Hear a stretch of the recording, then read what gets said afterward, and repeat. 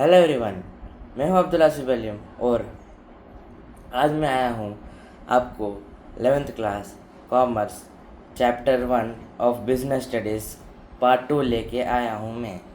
और हेलो, मैं लाया हूं आपके लिए पार्ट 2 बिजनेस स्टडीज़ का। और यह पार्ट 2 किसका है? चैप्टर 1 का है। तो अगर आपने पार्ट 1 नहीं देखा तो पार्ट 1 देख लीजिएगा। और आज हम पढ़ने वाले हैं बिजनेस ट्रेड एंड कॉमर्स का पार्ट 2। तो चलिए शुरू करते हैं। ये हमारी स्लाइड है। ये स्लाइड अगर आपको चाहिए तो आप जाके टेलीग्राम चैनल को चेक कर सकते हैं। उसके अंदर हमने ये स्लाइड सारी दी हुई हैं। ये रहा, देखिए बहुत अच्छे तरीके से बनाया है, बहुत अच्छे।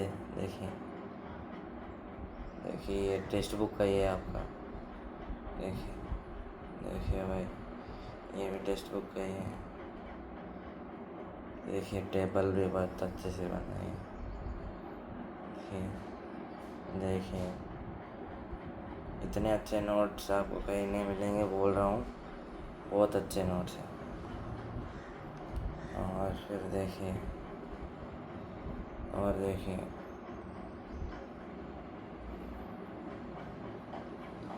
फिर इसके बाद हम थैंक यू करके चैप्टर को डी एंड कर देंगे। तो अभी के लिए लेट्स स्टार्ट करते हैं। Let's start. तो गाइस चलिए हम स्टार्ट करते हैं अपना लेसन।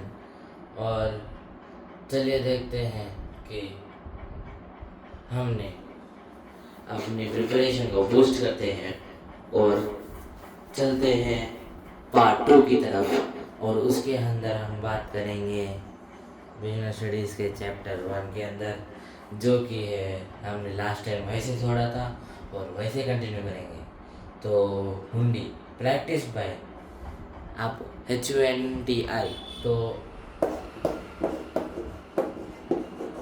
इस स्पेलिंग को कैसे भी स्पेल कर सकते हो, बस स्पेलिंग से आना चाहिए, बाकी आपकी मर्जी। हिंदी प्रैक्टिस बाय हम Indian merchant, practice by Indian merchant communities.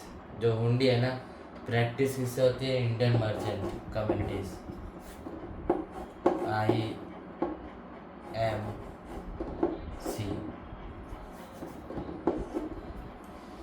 IMC है इंडियन मर्चेंट कम्युनिटी। IMC क्या है? एक Indian merchant communities. Indian merchant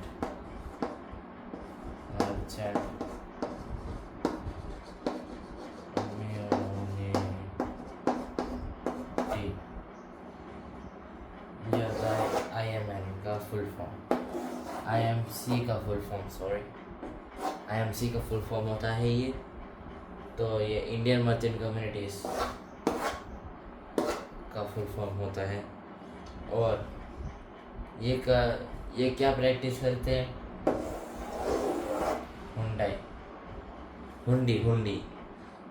हुंडी ये प्रैक्टिस करते हैं। हुंडी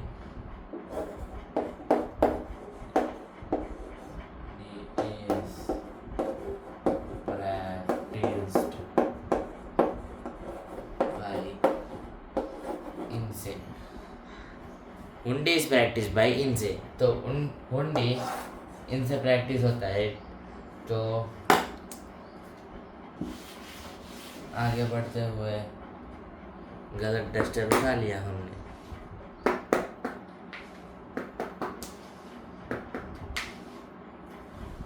तो चलते आगे चलते हैं। कहाँ है डस्टर हमारा प्यारा प्यारा डस्टर? ये रहा। तो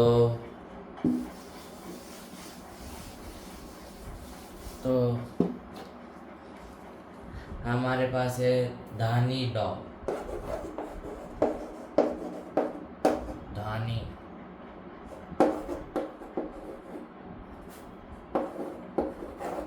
धानी जॉग। अब धानी जॉग क्या है? तो धानी जॉग एक दर्शनी। धानी जॉग एक दर्शनी है। क्या है? धानी जॉग, धानी जॉग, धानी जॉग एक दर्शनी है, दर्शनी।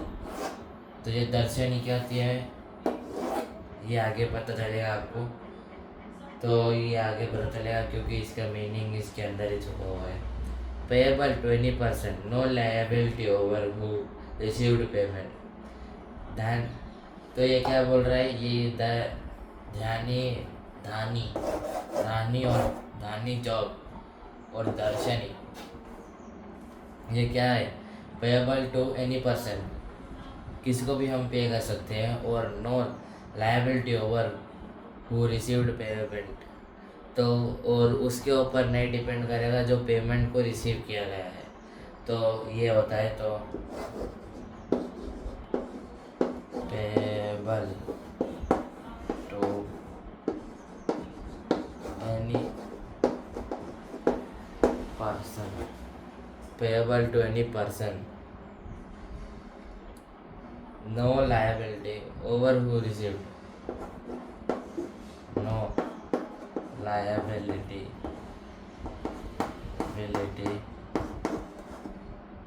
over who received, ये होता है इसका मतलब, ये होता है इसका मतलब। और इसके बाद में हमारे पास आता है सहजोग, ये सब दर्शनी है। दर्शनी कौन कौन है? ये अलग अलग नाम है। और ये क्या है मतलब आपको इससे तो आइडिया आ गया होगा। तो इससे तो आइडिया आ गया होगा कि ये दर्शनी है, दर्शनी का मतलब भी आ गया होगा आपको आइडिया। तो इसके अंदर क्या क्या है मतलब इसके अंदर दर्शनी है, दर्शनी। और दर्शनी के अंदर क्या है? दर्शनी के अंदर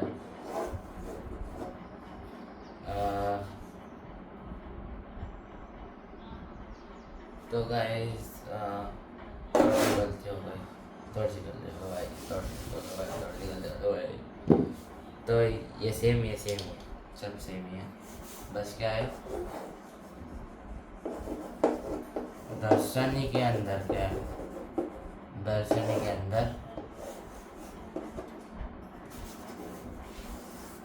मतलब दर्शनी के अंदर क्या क्या है? दर्शनी के अंदर क्या क्या है? तो दर्शनी के अंदर क्या क्या है? तो दर्शनी के अंदर धानी जोग, दहानी जोग, दहानी जोग है। और सहजोग, सहजोग, सहजोग। और फिर फायरमैन जोग, फायरमैन जोग। फिर है देखनहार, फिर है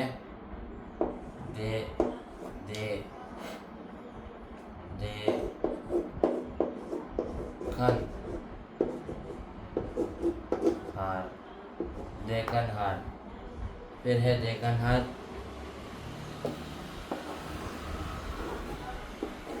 ये चारों दर्शनी के अंदर आते हैं। ये चारों दर्शनी के अंदर याद करिए, धानी जोग, सहजोग, फायरमैन जोग, देखनहार। क्या है? धानी जोग, सहजोग, फायरमैन जोग, देखा हार। ठीक है, ठीक है, ठीक है। चलते हैं नेक्स्ट पे। और फिर आता है मुदाती, मुदाती, मुड़ाती, मुड़ाती मतलब गाड़ी को मुड़ाती, ऐसा नहीं है।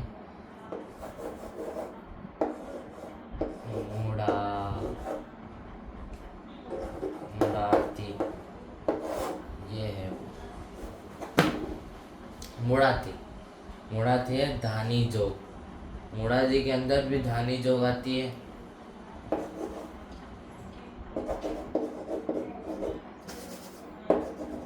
धानी जोग। फायरमैन जोग, फायरमैन जोग। और जोखिम, जोखमी, जोखमी। तो इसके अंदर क्या आता है? दर्शनी जोग, फायरमैन जोग, जोखमी। तो ये आते हैं, तो इनका नाम याद रखिएगा जरूर। इसके बाद में हमारे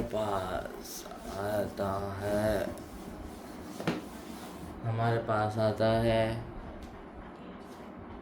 यही थे इसके अंदर जो आपके एनसीईआरटी में दिया हुआ है, यही थे उसके अंदर।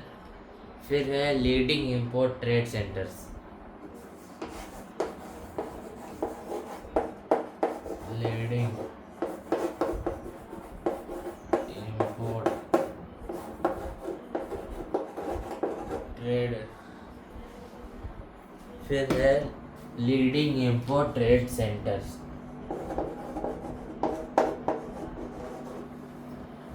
फिर है लीडिंग इंपोर्ट ट्रेड सेंटर्स। वो क्या है? Leading import trade centres. तो लीडिंग इंपोर्ट ट्रेड सेंटर्स क्या है? many leading trade centers were developed in ancient times. Many leading trade centers were developed in ancient times for import and export of the goods.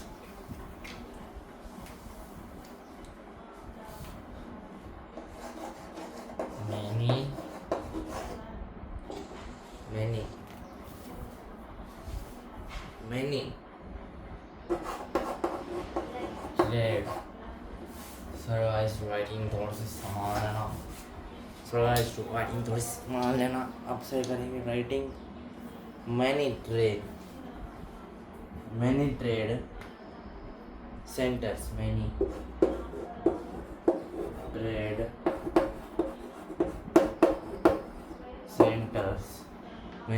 centers were developed in ancient times.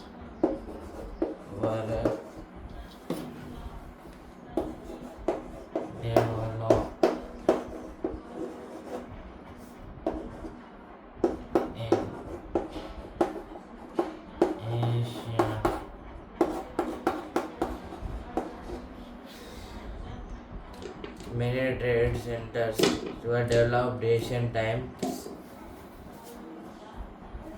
किसके लिए ये develop किसके लिए हुए थे? ये develop हुए थे फॉर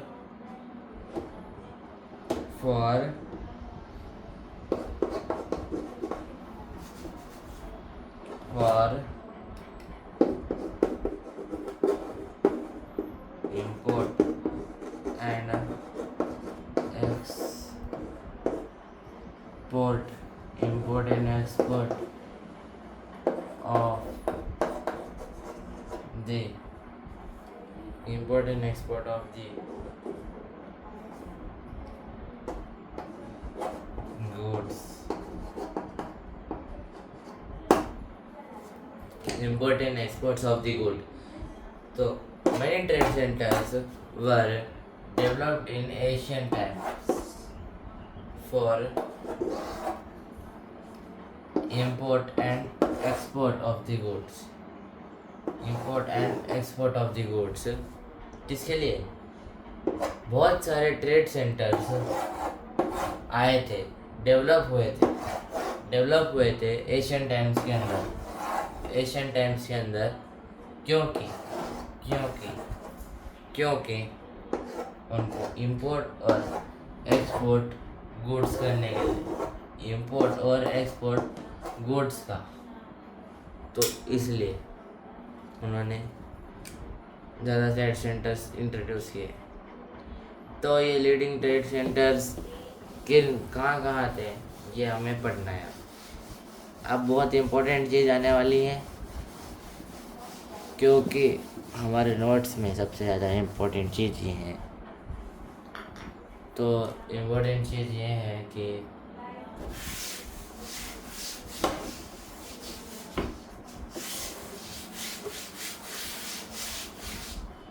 इम्पोर्टेंट चीज़ ये है कि ये कहाँ होते हैं, स्टेट्स स्टेट्स दे आर कहाँ का ये ट्रेड इम्पोर्ट हुए थे, ट्रेड सेंटर्स कहाँ हुए थे, कहाँ हुए थे, सोचो सोचो सोचो सोचो। तो वो हुए थे पाटली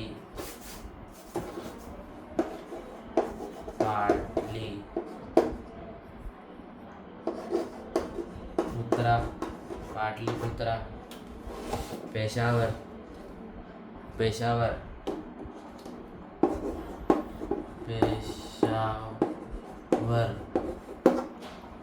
ताकसिला,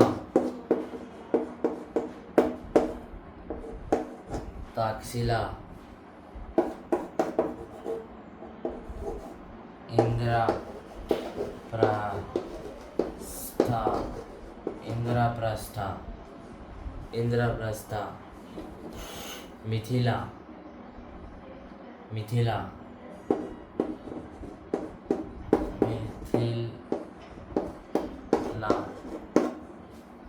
सूरत,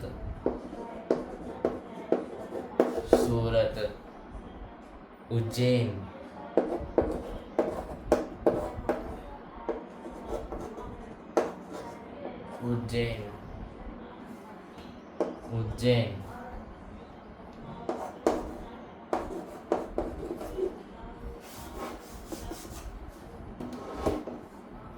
नीचे लिखूं क्या?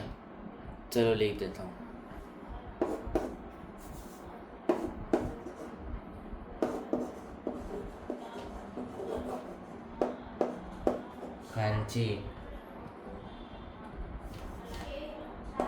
कंची,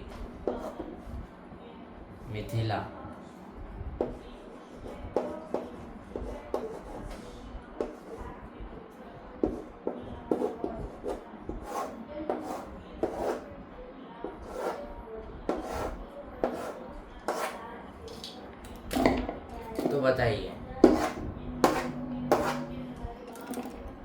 तो बताइए पाटलिपुत्रा, तो लीडिंग इंपोर्ट ट्रेड सेंटर्स कहाँ थे? सेंटर्स यहाँ थे, ये हैं सेंटर्स। पाटलिपुत्रा में सेंटर्स था, पेशावर में सेंटर्स था, तक्षशिला में सेंटर्स था, आंध्र प्रदेश था, इंद्रप्रस्था में था, मिथिला में था, सूरत में था, उज्जैन में था, कंची में था, मिथिला में था। इन देशों में क्या, इन गाँवों में और स्टेट्स में सेंटर्स थे। ठीक है। तो ये आपको याद करना है, रट लो, स्क्रीनशॉट खींच लेना। अभी 2 मिनट पहले ही पढ़ा है, तो स्क्रीनशॉट खींच लेना। अगर आपको नोट चाहिए, इसके अंदर पूरे अच्छे तरीके से लिखा हुआ है, देखिए 11। तो इसको आप पढ़ सकते हैं। टेलीग्राम चैनल को ज्वाइन होके अच्छे से नोट्स भी दिए हैं यहाँ पे, वहाँ पे। इतने अच्छे नोट्स आपको नहीं मिलने वाले, पहले से ही बोल रहा हूँ।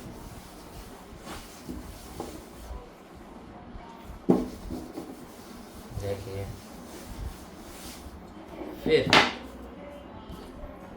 फिर आता है हमारा, एक मिनट, थोड़ी धुआंधार डस्टर बारी किया है। एक मिनट। चलिए चलते हैं नेक्स्ट पार्ट की तरफ। तो नेक्स्ट पार्ट है हमारे पास लीडिंग एक्सपोर्ट ट्रेड्स आइटम्स क्या थे? गलत मत समझना। लीडिंग एक्सपोर्ट के आइटम्स आइटम्स या सामान क्या थे बोलिए। तो आइटम्स है कि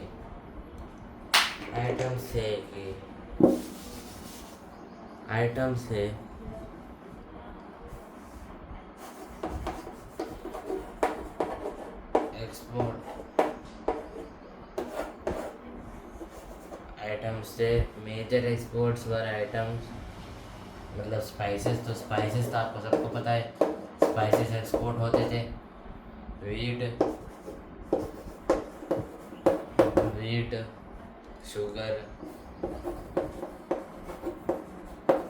शुगर, इंडिगो,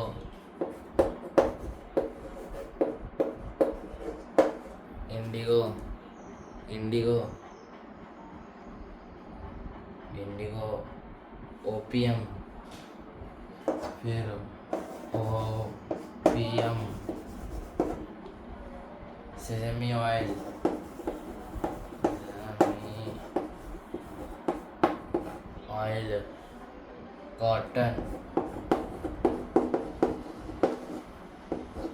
कॉटन,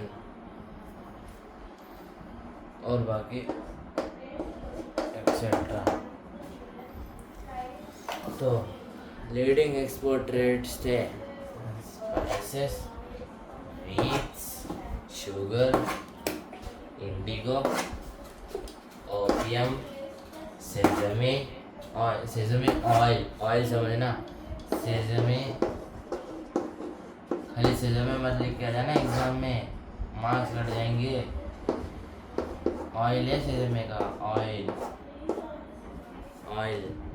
और फिर कॉटन, इसके बाद में एक्सेट्रा आपको पता ही है, बहुत सारी चीज़ें होती है। तो यही होते। फिर चलते हैं हमारे नेक्स्ट पार्ट की तरफ, जो कि है अलग अलग चीज़ें।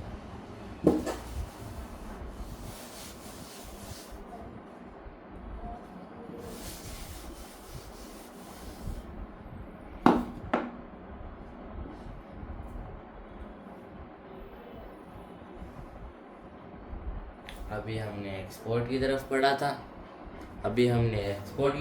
था, अब हम इंपोर्ट की तरफ पढ़ेंगे। तो इंपोर्ट की तरफ पढ़ने के लिए हमको चाहिए कुछ, बस बैठ के सुन लो मेरी वीडियो, आपको आ जाएगा ये सब कुछ। तो इंपोर्ट सबसे ज़्यादा क्या होता है? लाइव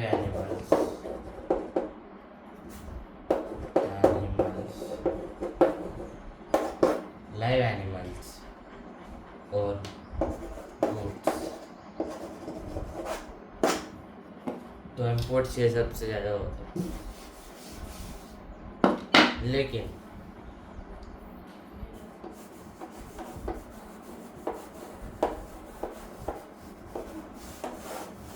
ठीक है। तो ये थे horses,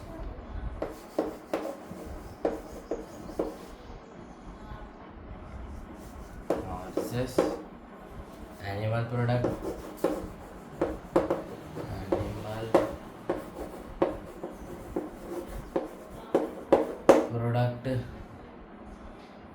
Chinese silk,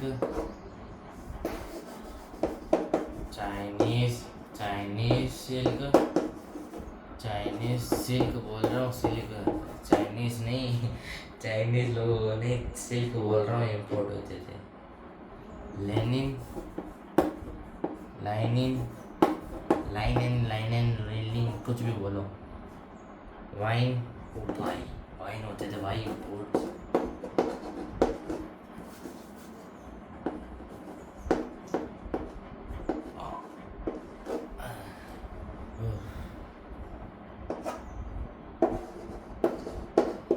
gold,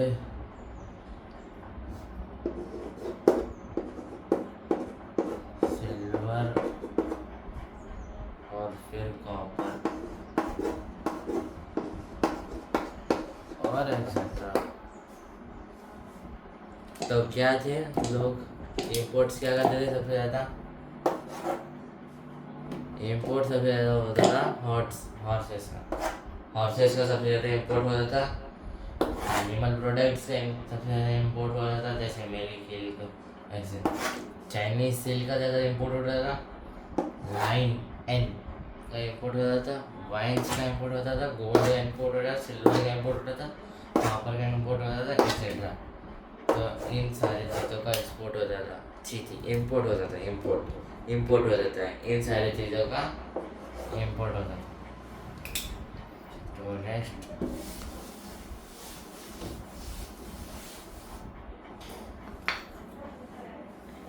next है हमारा तो हिस्ट्री ऑफ बिजनेस। भाई history of business and trade, भाई साहब history of business and trade.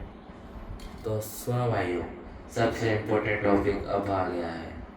तो ये नाम से रटने वाला टॉपिक है, लेकिन हम इसको अच्छे तरीके से समझेंगे, क्योंकि भाई लोग हमको रटने से ज़्यादा समझने में सबसे ज़्यादा आसानी होती है।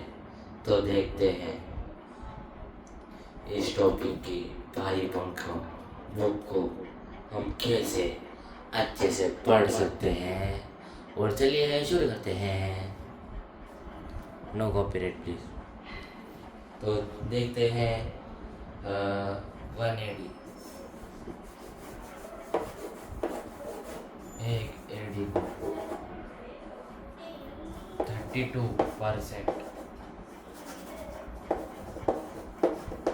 32% क्या हो रहा, बहुत बना देते हैं। लार्जेस्ट दिख रहा है क्या? हाँ दिख रहा है, इस राइटिंग में दिख रहा है भाई। लार्जेस्ट रीजनल कंट्रीब्यूशन, रीजनल क्या हुआ था? लार्जेस्ट रीजनल कंट्रीब्यूशन 180 का हुआ था 32%। लार्जेस्ट रीजनल कंट्रीब्यूशन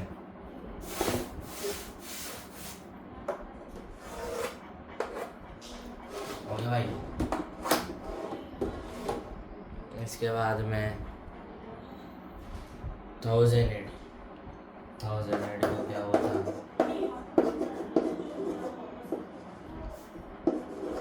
1080 को 32% लार्जर।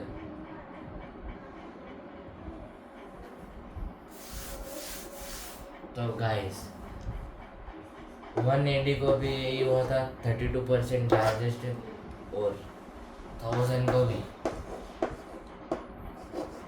80 को भी 32%। 32 और सही सुना 32% यही हुआ था।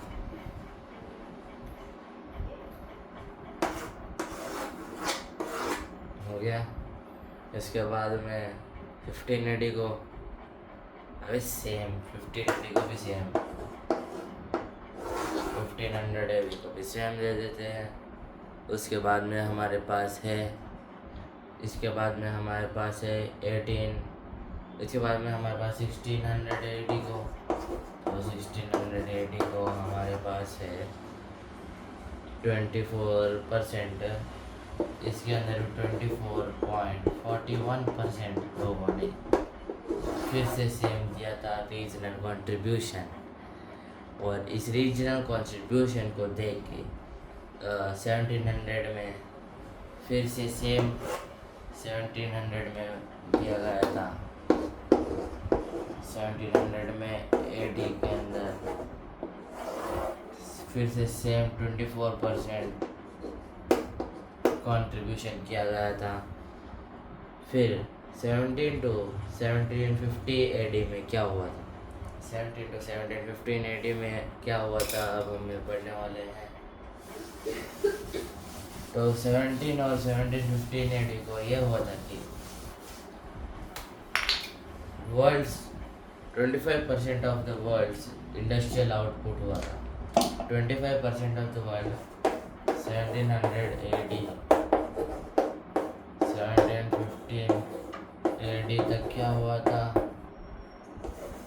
25% वर्ल्ड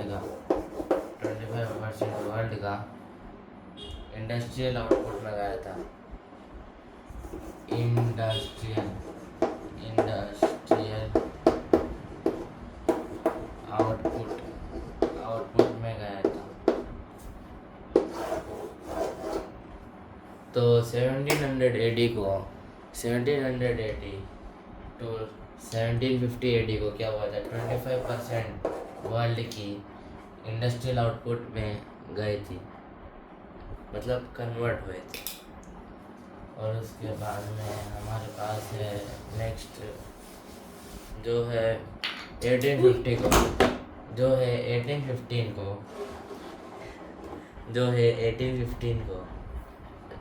वहाँ पे 1850 AD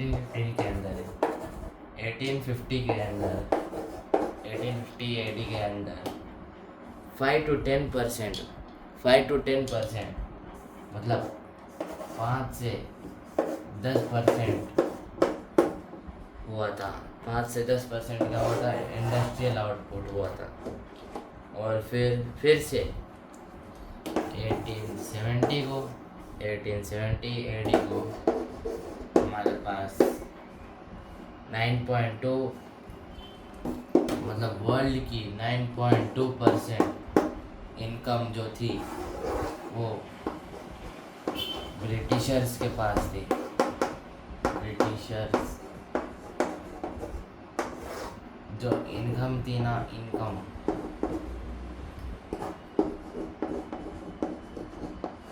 वो 9.2% वर्ल्ड की इनकम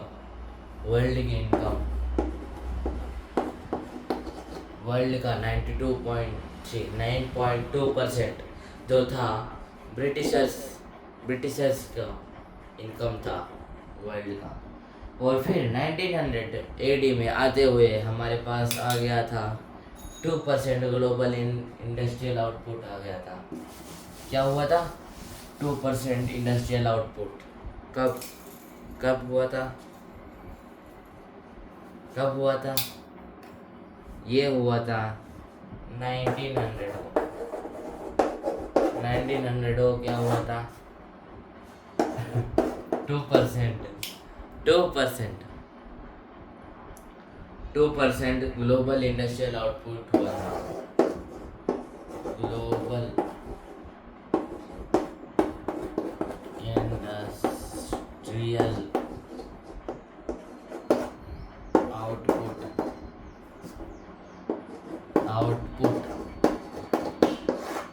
तो क्या हुआ था, ग्लोबल इंडस्ट्रियल आउटपुट हुआ था क्या 1900 AD में।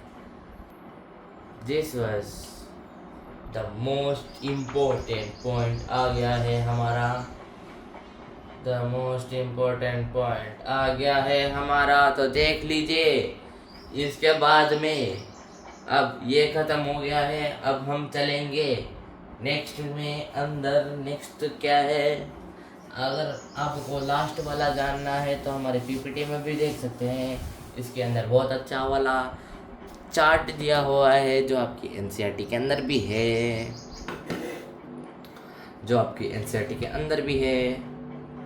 और आपको बहुत यूज़फुल है ये। तो ये बहुत यूज़फुल है, तो इसको ध्यान से सुनिएगा। तो फर्स्ट AD और ओके 1991 के अंदर क्या हुआ था, 1991 के अंदर ये हुआ था। 1991 AD के अंदर हुआ था इकोनॉमिक लिबरलिज्म।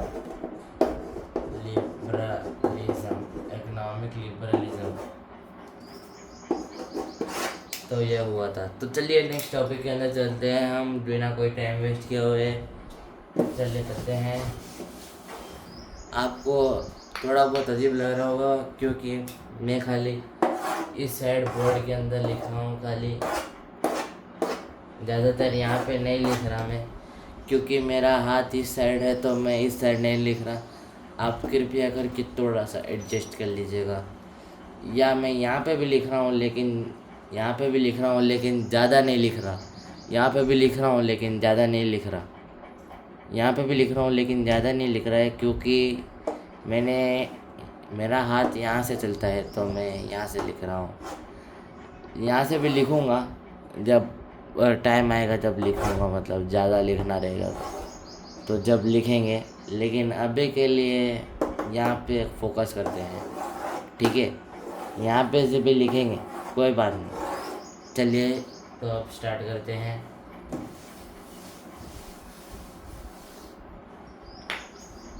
तो अब हमारा कोरियन, चाइनीज़, सब जापानीज़ सब मिक्स आएंगे और हम जानेंगे वर्ल्ड इकोनॉमी के बारे में। वर्ल्ड इकोनॉमी, वैसे आपको बता दूं कि ये पार्ट 2 है।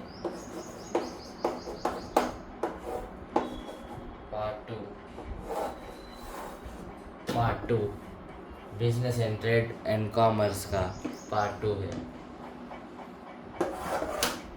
है ना। इसके बाद में तो ये बहुत, अब सुन लीजिए,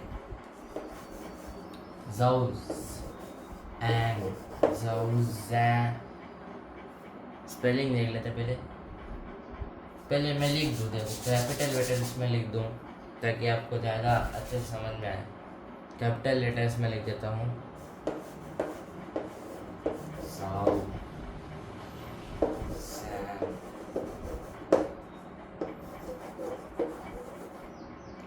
ये है नाम इनका। एक और नाम है ह्यूएन तेसांग।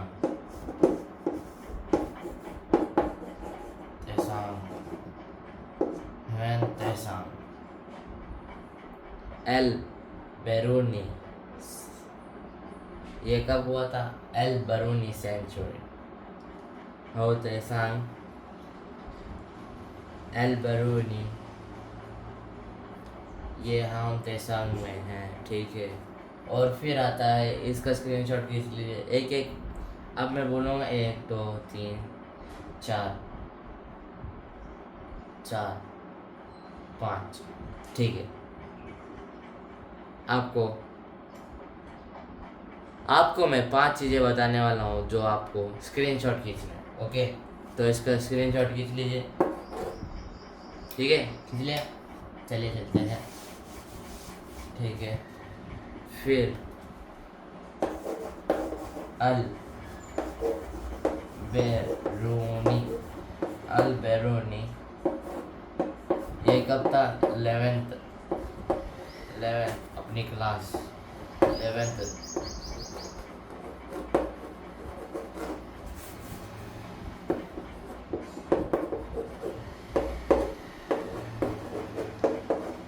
सेंचुरी, ये कब था? 11th सेंचुरी, ठीक है। इसका भी स्क्रीनशॉट खींच लीजिए। इसके बाद में हमारे पास आता है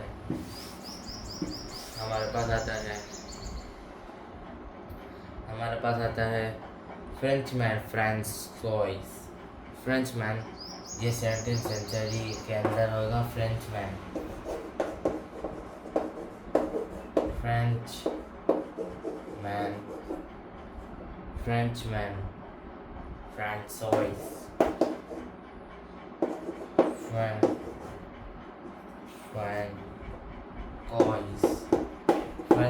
फ्रांकोइस।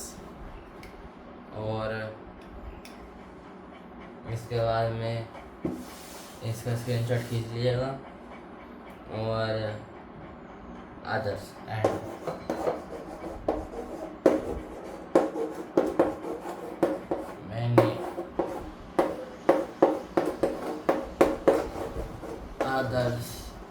इनके साथ और अलग अलग जाने भी थे, लेकिन उनके पूरे के नाम नहीं पढ़ेंगे। मतलब टेक्स्ट बुक में दिया हुआ है इतने नाम, और इनके आगे नाम भी नहीं दिया है। टेक्स्ट बुक में भी लिख दिया गया है एंड अदर्स, तो यही एंड अदर्स का राइट है। तो इसके बाद में हमारे पास आता है this rapidly refer to the proposal of the country, refer to the prosperity. ये क्या होता है? प्रॉस्पेरिटी किसकी?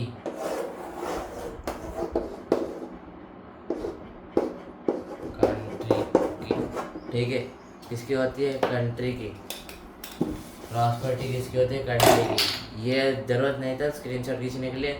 अब मैं जो लिखूंगा ना वो उसका स्क्रीनशॉट खींच लेना, वो आपके लिए बस होगा। तो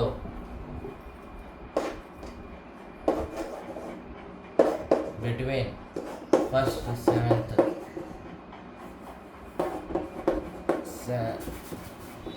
seventh century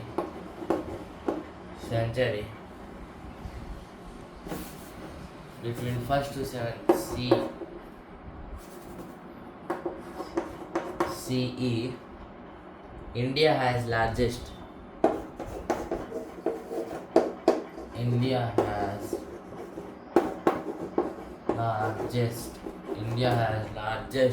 economy of the ancient and medieval world.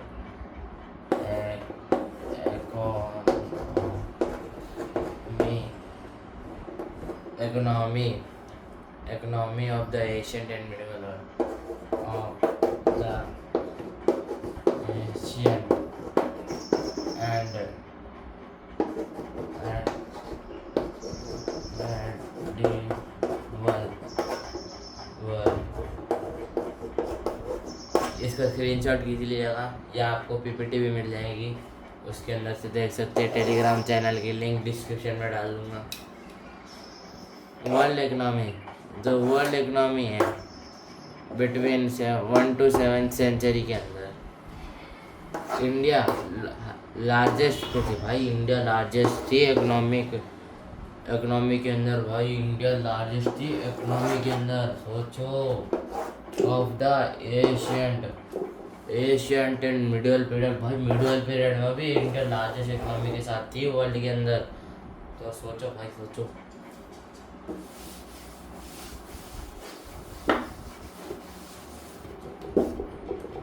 और देखो भाई, देखो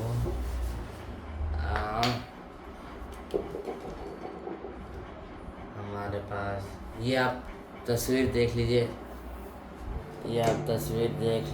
अच्छे से। एक मिनट आपको दिखा देता हूँ तस्वीर अच्छे से। ये देखिए तस्वीर, देख लें तस्वीर देखना भाई। ये तस्वीर है, इसके अंदर आपको मिल जाएगा। ठीक है, देख लिया। पॉज करके देख लो भाई, हाथ दुख रहे हैं, पॉज करके देख लेना। ठीक है, पॉज करके देख लेना भाई। ओके, इसके बाद में हमारा आता है नेक्स्ट, जो कि है कॉन्सेप्ट ऑफ बिजनेस। तो कॉन्सेप्ट ऑफ बिजनेस क्या था? कॉन्सेप्ट बिजनेस का क्या है? कॉन्सेप्ट ऑफ बिजनेस क्या होता है बताओ। तो कॉन्सेप्ट ऑफ बिजनेस है कि ये हमने ऑलरेडी पार्ट 1 में भी पढ़ा है। तो कॉन्सेप्ट ऑफ बिजनेस ये है कि वर्ड बिजी,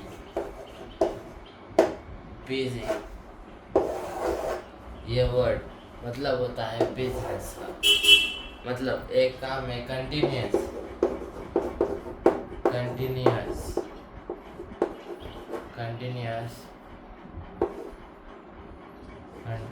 अब स्पेलिंग भूल गया, बाद में देख लेंगे। कंटिन्यूअस, एक काम है कंटिन्यूअस इन्वॉल्वमेंट होना। कंटिन्यूअस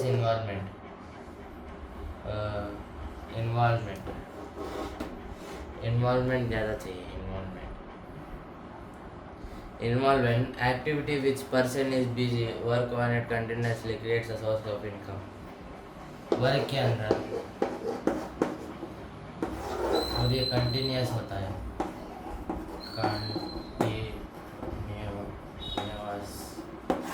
कंटिन्यूस होता है। और जो डेवलप करता है,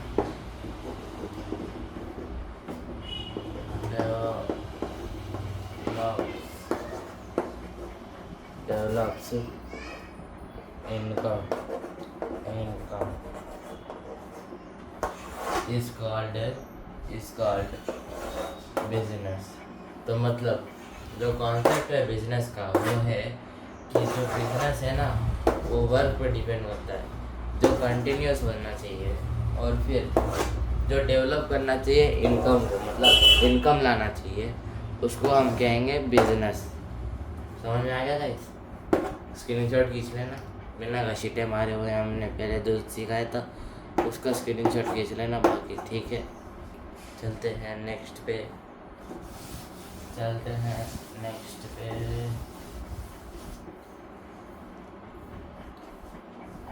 तो अभी हम देखेंगे economic and non economic activities. अभी हमने पढ़ा था फर्स्ट पार्ट में इन सब का आइडियाज़ देखा था, लेकिन अब हम इसको पूरे तरीके से जानेंगे। तो इकोनॉमिक क्या होती है, इकोनॉमिक एक्टिविटीज़ क्या होती है, इकोनॉमिक एक्ट्स क्या होते हैं, इकोनॉमिक्स एक्ट वो होते हैं जो डिवाइड, मतलब इकोनॉमिक और नॉन इकोनॉमिक। तो बिजनेस एक दोनों बिजनेस मतलब मैं क्या बोल सकता हूँ अभी। तो ये एक्टिविटीज़ क्या है, इसके अंदर एक्टिविटीज़ क्या है बताओ। ब्रॉडली 2 टाइप्स ऑफ एक्टिविटीज़ है, एक इकोनॉमिक, दूसरा है नॉन इकोनॉमिक। तो नॉन इकोनॉमिक एक्टिविटीज़ के अंदर जैसे जो हम फीलिंग्स का इस्तेमाल करके हम कोई काम करते हैं, और इकोनॉमिक के अंदर क्या है, जब हमको कोई मतलब इनकम आती है, जैसे real source of income which is example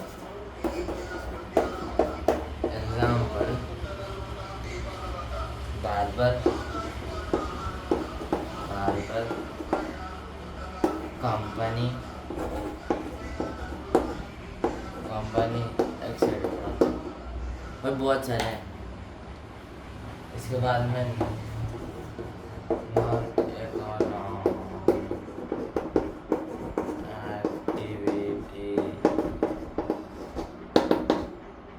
non economic activities क्या है। नॉन इकोनॉमिक एक्टिविटीज़ वो होती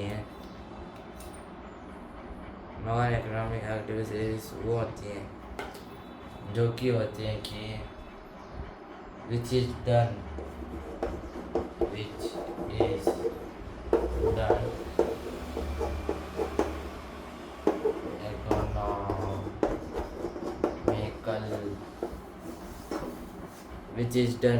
economical नहीं, emotionally।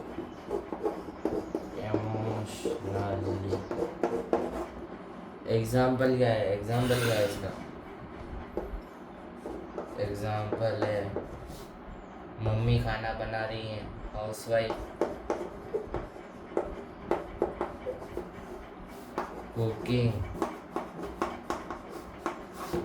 हाउसवाइफ कुकिंग फूड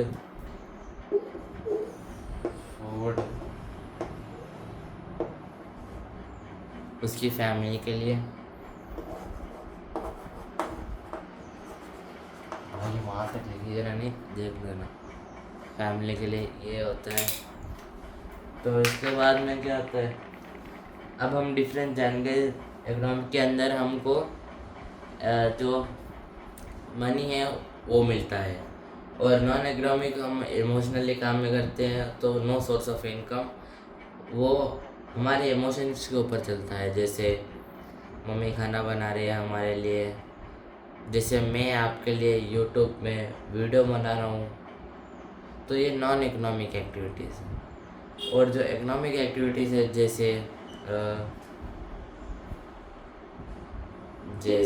अब क्या कहूँ, जैसे हाँ, बार्बर या टीचर, अलग अलग चीज़ें, तो आप समझ जाइए।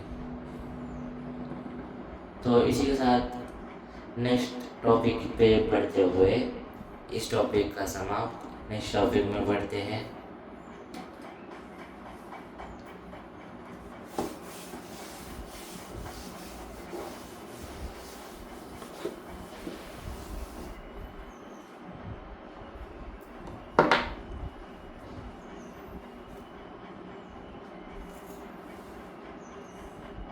इकोनॉमिक एंड नॉन इकोनॉमिक ये हो गया शायद, कॉन्सेप्ट ऑफ बिजनेस भी हो गया, इकोनॉमिक और नॉन इकोनॉमिक एक्टिविटीज़। तो भाई ये भी देख लेना, तुम ये भी देख लेना, आपको दिखा देता हूँ। अगर पीडीएफ चाहिए तो टेलीग्राम लिंक को ज्वाइन कर लेना। बाकी ये देख लो, ये भी एक टेबल है जिससे आपको बहुत सारी इन्फॉर्मेशन मिलेगी। इसका स्क्रीनशॉट भी खींच सकते हो। खींच लो जल्दी से, मेरे हाथ दुख रहे हैं, जल्दी खींच लेना। वीडियो पॉज कर लेना यार, अरे वीडियो पॉज कर लेना। ठीक है ठीक है ठीक है ठीक है ठीक है। टेलीग्राम लिंक, टेलीग्राम पे मैं भेज दूंगा ये पूरी पीपीटी, दोनों की आज पीपीटी भेज दूंगा। उससे बहुत अच्छी पीपीटी, आपको पूरा चैप्टर कवर हो जाएगा। आप उससे बहुत अच्छे से पढ़ सकते हो। पूरा चैप्टर खाली 2 पीपीटी में मतलब ख़त्म हो जाएगा। फिर आपको पूरा चैप्टर का आइडिया आ जाएगा। तो बहुत अच्छा है, बहुत अच्छा, समझो बहुत अच्छा है, आपके लिए बहुत फ़ायदेमंद है, बहुत फ़ायदेमंद है भाई, बहुत फ़ायदेमंद है, बहुत फ़ायदेमंद। और इसका नेक्स्ट वाला पार्ट ये रहा, कंटिन्यूएशन। इसका कंटिन्यूएशन ये रहा, इसका कंटिन्यूएशन ये रहा, इसका कंटिन्यूएशन ये रहा। देख लो जल्दी जल्दी, स्क्रीनशॉट खींच लो जल्दी। अबे सब सेम ही है, जो पढ़ा है उसके ऊपर ही इन्होंने टेबल बना के दे दी, बस देख लो।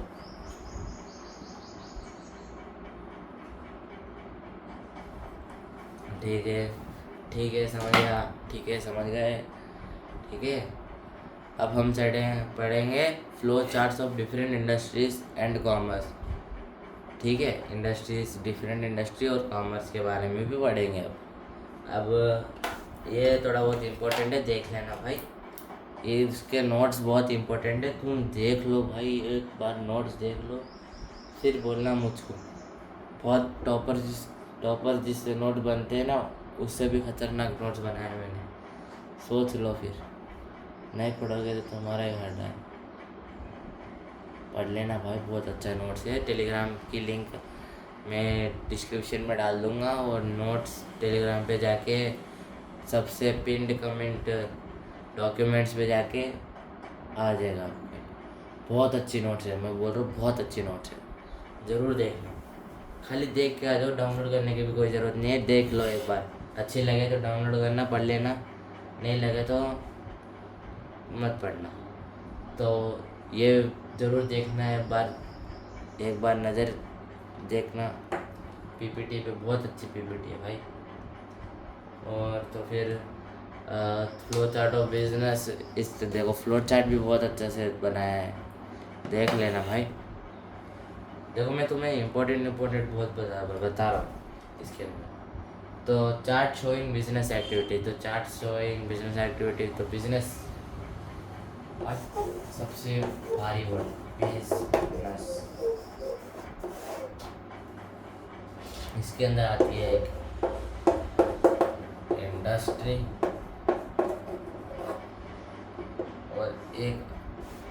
और एक आती है आपकी कॉमर्स।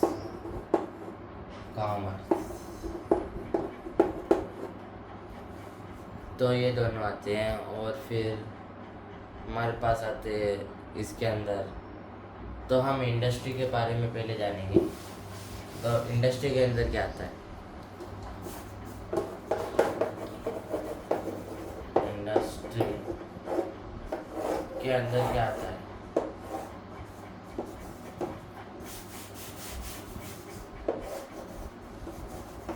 प्राइमरी, सेकेंडरी,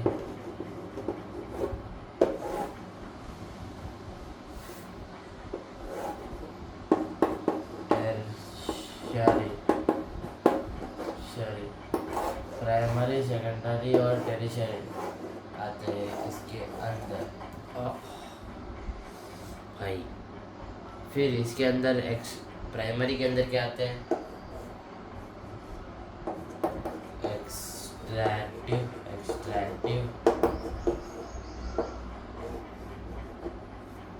और जेनेटिक।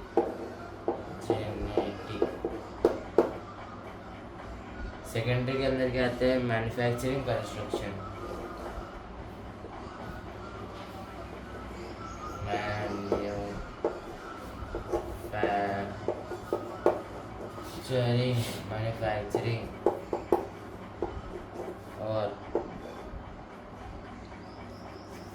मैन्युफैक्चरिंग और कंस्ट्रक्शन। मैन्युफैक्चरिंग और कंस्ट्रक्शन और टेरिशरी के अंदर बस वही कंज्यूमर। तो ये आते हैं मैन्युफैक्चरिंग। इस मैन्युफैक्चरिंग के अंदर क्या आते हैं तो ये तो आपको पता ही है, बाकी सब सेम है। बाकी ये वाला फ्लो चार्ट एक बार स्क्रीनशॉट खींच लो, आपके लिए इम्पोर्टेंट है ये वाला। यहाँ से पढ़ लेना, नीचे बहुत इम्पोर्टेंट है, मतलब इम्पोर्टेंट इतना तो नहीं है, मैंने पढ़ा लिया, वो पढ़ लिया तो वो बस है। और फिर अब हम कॉमर्स की तरफ बैठते हैं। तो कॉमर्स के अंदर बढ़ने के बाद में हमको पता चलता है कि कॉमर्स बहुत अच्छा है, क्योंकि हमारा सब्जेक्ट ही कॉमर्स है, तो हमको कॉमर्स तो पढ़ना बहुत ज़रूरी है भाई। तो कॉमर्स तो बहुत ज़रूरी है। सोचो अभी कॉमर्स पढ़ना है, चैप्टर के पूरा कोर्स सिलेबस वही है, पूरा करियर ही कॉमर्स है, तो फिर तो पढ़ना तो पड़ेगा।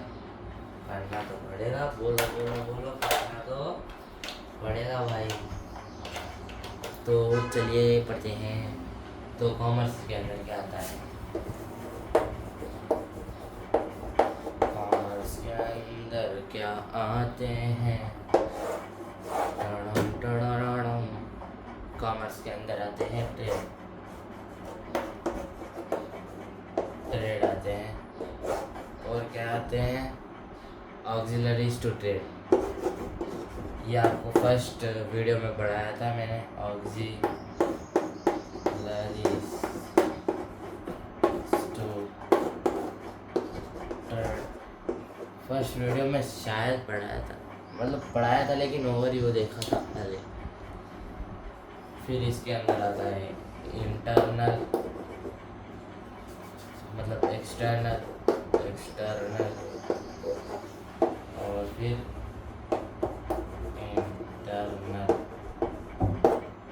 इंटरनल। ऐसे ही फिर इसके अंदर भी आते जाते हैं import, export, interport, wholesale, retail. इसके अंदर होलसेल रिटेल आते हैं, इसके अंदर इम्पोर्ट एक्सपोर्ट आते हैं, और इसके अंदर एडवर्टाइजिंग, वेयर हाउसिंग, बाकी सब भी है, सब सेम ही है भाई। देख लो तुम, इसका भी पीडीएफ ले लो, हमारे पास पीडीएफ ले लो, जल्दी स्क्रीनशॉट खींच ले। ठीक है, देख लो एक बार फिर से, देख लो, खींच लिया। ठीक है, इसकी पीडीएफ टेलीग्राम पे ज़रूर है। इतनी बार बोल रहा हूँ तो मतलब कुछ तो खास ही होगा, देख लेना। देखने में क्या पैसे थोड़ी लगते हैं, फ्री में बना के दे रहा हूँ। इन नोट्स की कॉस्ट 250 रखना था मुझे, लेकिन फिर भी मैंने सोचा नॉन इकोनॉमिक एक्टिविटी करेंगे, क्योंकि हम बहुत अच्छे दिल के हैं। तो अगर आप अच्छे दिल के हो तो मेरे अच्छे दिल के नोट्स पढ़ना। उसके बाद में आता है trade and auxiliaries to trade. भाई trade and auxiliaries to trade, उसके अंदर कुछ नहीं है, ज़्यादा कुछ नहीं है। मतलब सोच लो,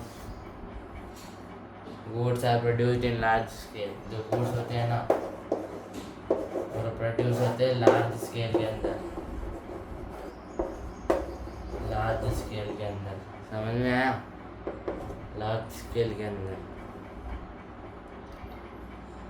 बिजनेस। अब ये आसान चैप्टर तो आसान ही है, टॉपिक भी आसान है।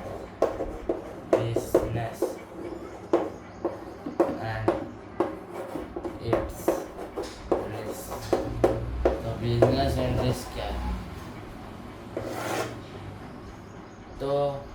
जब हम बिजनेस करते हैं ना तो हमें रिस्क भी आते हैं। कैसे? जैसे नेचुरल और बहुत सारे रिस्क होते हैं। तो वही मैं बताता जो ही methods which are taken by business. Methods क्या होते हैं बिजनेस के द्वारा? ट्रांसपोर्ट और कम्युनिकेशन, समझ लेना। Banking and finance,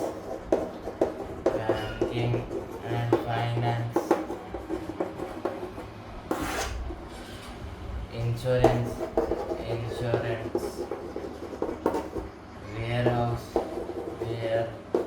house, advertising, यही है पूरा। नाम बड़े दर्शन छोटे है, सोच लो। तो उसके बाद में हमारे पास आता है उसके बाद में हमारे पास आता है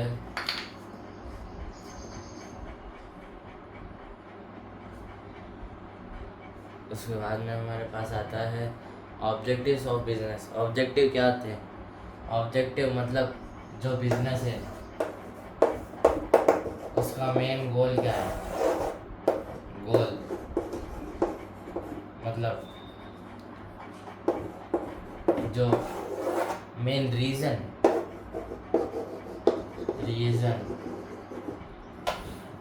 to make a business sorry start होगा ना। स्टार्ट रीज़न क्या है स्टार्ट करने का बिजनेस का?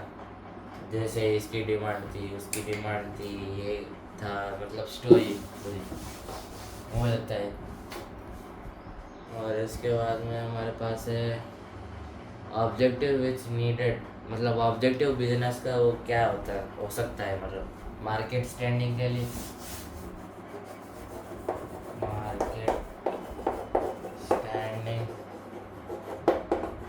मार्केट स्टैंडिंग या इनोवेशन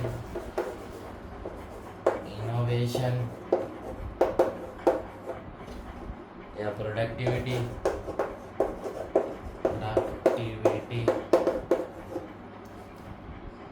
या physical financial resource,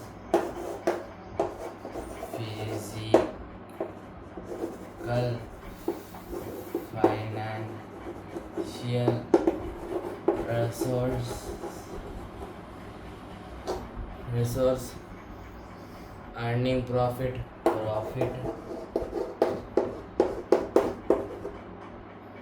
social responsibility by social responsibility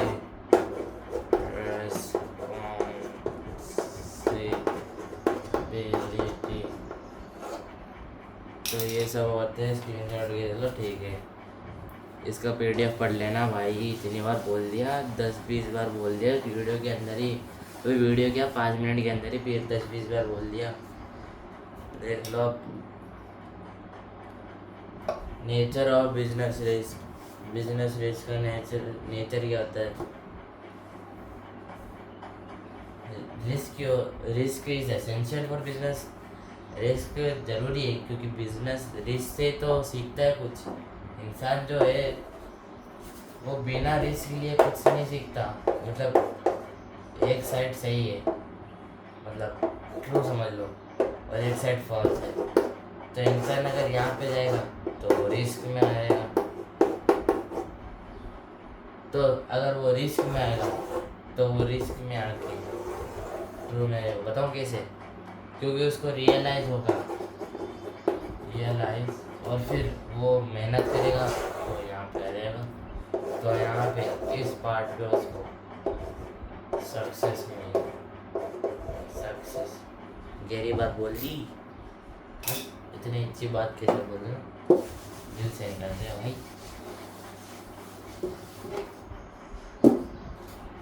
board तो बार बार पढ़ता रहता है यार, उसकी फिक्र मत करो। This is natural. तो नेचुरल जैसे अब रिस्क कैसे कैसे आ सकते हैं? नेचुरल अनसर्टेनिटी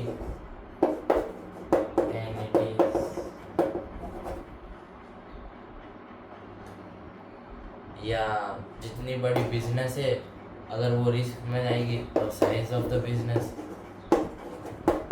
मतलब बड़ा बिजनेस है 100 करोड़ का, अगर वो 200 करोड़ के घाटे में चलेगा तो कैसे, बहुत बड़ा बिजनेस है, एक साथ ही अगर लॉस होगा तो वो बिजनेस नहीं चल पाएगा, 100 करोड़ कैसे भरेगा इंसान। तो ऐसे ही है। कॉजेस ऑफ बिजनेस रिस्क अभी बोला जो ही, कॉजेस ऑफ बिजनेस नेचुरल मतलब डिजास्टर और बाकी सब वो मतलब एनवायरनमेंट की तरफ से। ह्यूमन कॉस्ट मतलब जो बिजनेस के दुश्मन है, या इकोनॉमिक कॉस्ट जो पैसे की कमी हो जाती है, हाँ इकोनॉमिक कॉस्ट जब पैसे की कमी हो जाती है, और अलग अलग मतलब एक्सेट्रा अदर कॉस्ट। भाई फिर से देख लेना एक बार, बहुत अच्छे नोट्स हैं, देख लेना, पीपीटी देख लेना। अब बिजनेस के अंदर घुसने के लिए, बिजनेस के अंदर छलांग लगाने के लिए आपको बहुत सारे फैक्टर्स देखने पड़ते हैं, मतलब उस बिजनेस की डिमांड है या नहीं है, या बिजनेस प्रॉफिट में है या नहीं है, मतलब अपने कंपेटिटर का प्रॉफिट देखो, लोकेशन देखो,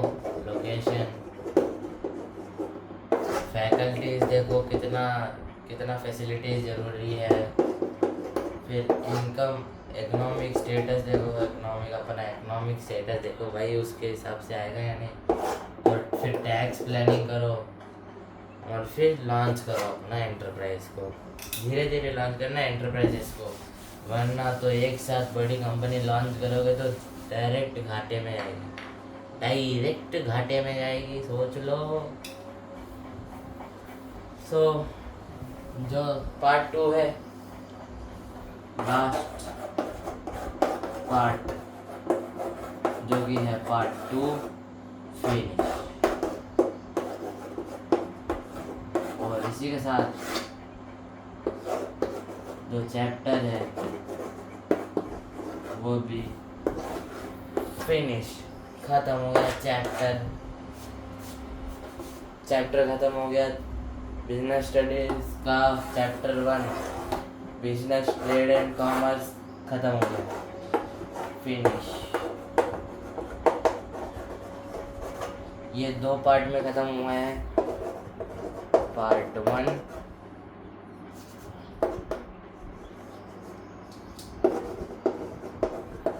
पार्ट 2। अगर मेरी वीडियो देखेगा ना तो आपको बहुत अच्छे से समझ में आएगा, बाकी दूसरे के वीडियो भी देख सकते हो, लेकिन वो भी अच्छा पढ़ाते हैं, मैं किसी के ऑफेंस में नहीं हूँ, सब अच्छे ही पढ़ाते हैं। तो ये देख लेना, वीडियो बहुत अच्छी है, तो मेरी वीडियो देखोगे तो ज़्यादा समझ में आएगा, उनको भी वीडियो देखो, जिससे ज़्यादा समझ में आए उनसे पढ़ो ना।